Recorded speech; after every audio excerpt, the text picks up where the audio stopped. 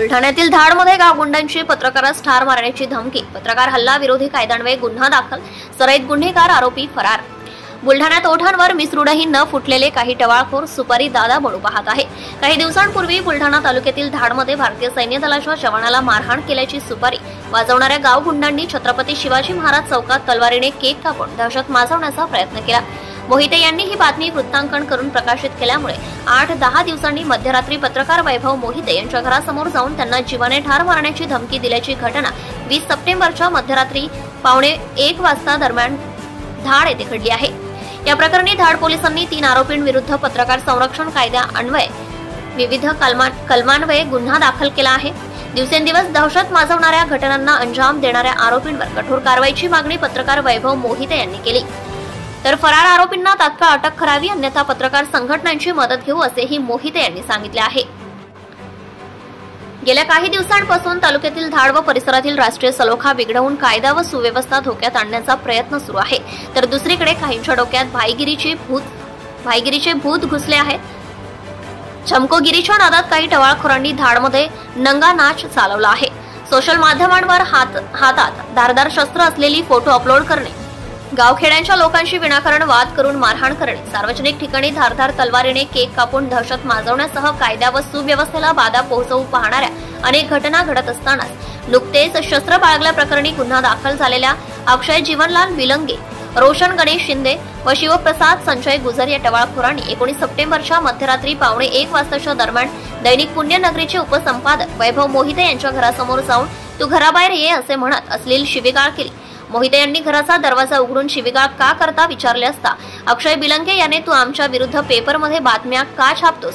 तू खूप माजला आहे, तू घराचे बाहेर ये, तुला मारून टाकतो" असे म्हणून जीवाने मारण्याची धमकी दिली व तेथून निघून गेल्याची घटना घडली आहे।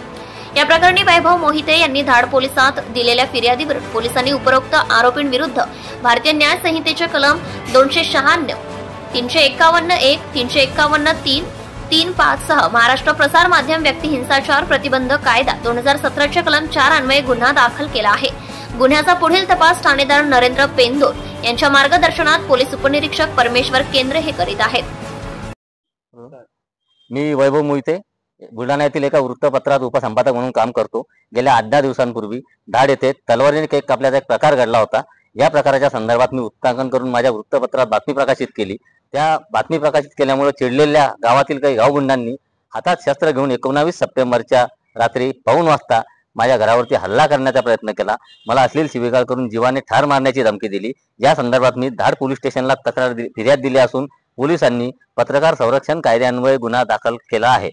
मात्र आरोपींना अद्यापपर्यंत अटक करण्यात आलेली नाही। संबंधित आरोपितांना पोलिसांनी तात्काळ अटक करून त्यांच्यावर कठोर कारवाई करण्याची माझी मागणी आहे। माझ्यावर झालेल्या हल्ल्याच्या प्रयत्नाच्या संदर्भात मी पत्रकार संघटनेकडे सुद्धा दाद मागणार आहे। त्या आरोपींची नावं काय आहेत? हल्ला करणाऱ्या आरोपींमध्ये गेल्या दीड महिन्यापूर्वी पोलिसांचं शासकीय वाहन अडवून पोलिसांना शिवीगाळ करणारे, भारतीय सैन्य दलात कार्यरत असलेल्या एका जवानाला फायटरने छत्रपती शिवाजी महाराज चौकात मारहाण करणारे जे आरोपी आहेत हे सराईत आहे। यामध्ये अक्षय बिलंगे, गोलू गुजर आणि